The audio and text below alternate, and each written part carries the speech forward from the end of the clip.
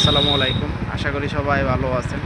আবারও আপনাদের মাঝে একটি ব্লগ ভিডিও নিয়ে আসলাম।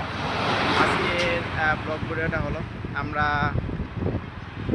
কেন্দুয়া থেকে সাতপা যাবো। তো আমরা কেন্দুয়া থেকে সাতপা যাওয়ার পথে আমরা যে রাস্তাতে যাব আর যা যা দেখতে পাবো সেগুলাই আপনাদের মাঝে তুলে ধরবো। তো আমরা যাওয়ার পথে দেখতে পাচ্ছি এপাশে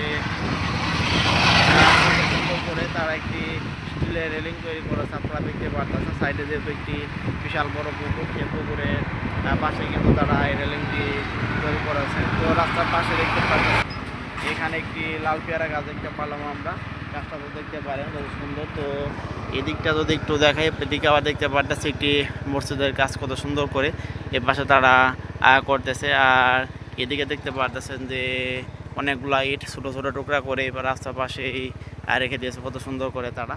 তো সামনের দিকটা যদি একটু আপনাদেরকে দেখানোর চেষ্টা করি, তো আপনারা দেখতে পাচ্ছেন সামনের এই পাশে একটি বিশাল বড় বকুল গাছ। তো আপনারা দেখতে পাচ্ছেন বকুল গাছের এরিয়াটা চারপাশে কিন্তু খুব সুন্দর করে কিন্তু ছড়িয়ে গেছে। আর নিচের দিকটাও দেখতে পাচ্ছেন যে চারপাশে গাঁথনি করে কত সুন্দর করে এগুলা রেখে দিয়েছে এখানে।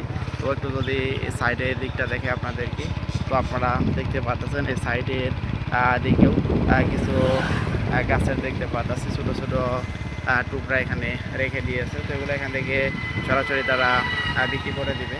তো একটু যদি সাইডটা দেখে আপনাদেরকে, সাইডে যাওয়ার পথে দেখতে পাচ্ছি রাস্তার সাইডে কত সুন্দর করে আপনারা দেখতে পাচ্ছেন যে এদিকে তারা এক পাশে ধান শুকাইতেছে, আর এক পাশে ভুট্টা শুকাইতেছে।